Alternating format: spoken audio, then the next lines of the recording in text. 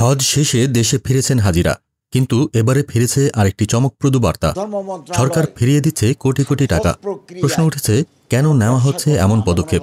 সরকারি ব্যবস্থাপনায় হজ শেষে এত টাকা অবশিষ্ট থাকল কিভাবে? 2025 সালের হজে সরকারি ব্যবস্থাপনায় অংশগ্রহণ করেন 4,978 জন বাংলাদেশি হজযাত্রী। এদের প্রত্যেকের কাছ থেকে নির্ধারিত হজ প্যাকেজের আওতায় অর্থ গ্রহণ করা হয়েছিল। তবে বাস্তবতায় সৌদি আরবের বাসা ভাড়া, খাবার পরিবেশন সহ বিভিন্ন খরচ পূর্বানুমানের তুলনায় কম হওয়ায় সরকারের হাতে জমে যায় প্রায় 8,28,90,000 টাকা, যা এখন ফেরত দেওয়ার সিদ্ধান্ত নিয়েছে ধর্ম মন্ত্রণালয়। কমপক্ষে 5,315 টাকা ফেরত পাবেন। রোববার সচিবালয়ে এক সংবাদ সম্মেলনে ধর্ম বিষয়ক উপদেষ্টা ডক্টর আ.ফ.ম. খালিদ হোসেন এই তথ্য জানান। তিনি বলেন, হজ ব্যবস্থাপনায় এবার ছিল নজিরবিহীন স্বচ্ছতা ও দায়িত্বশীলতা। সরকারি ব্যবস্থায় যারা হজ করেছেন তাদের প্রত্যেকে প্যাকেজ ভেদে সর্বনিম্ন 5,315 টাকা থেকে সর্বোচ্চ 53,624 টাকা পর্যন্ত ফেরত পাবেন। অর্থ ফেরতের এই প্রক্রিয়া হবে সরাসরি ব্যাংক অ্যাকাউন্টে, কোনোভাবেই বিকাশ, নগদ বা ফোন কলের মাধ্যমে নয়।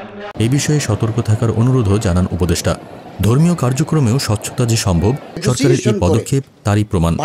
অনেকেই বলছেন এটি রাষ্ট্রের ধর্মনিরপেক্ষ দায়িত্ববোধের একটি ইতিবাচক উদাহরণ, যেখানে জনগণের অর্থ সঠিকভাবে ব্যবহৃত হয়েছে এবং উদ্বৃত্ত ফিরিয়ে দেওয়া হচ্ছে সঠিকভাবে হিসাব করে।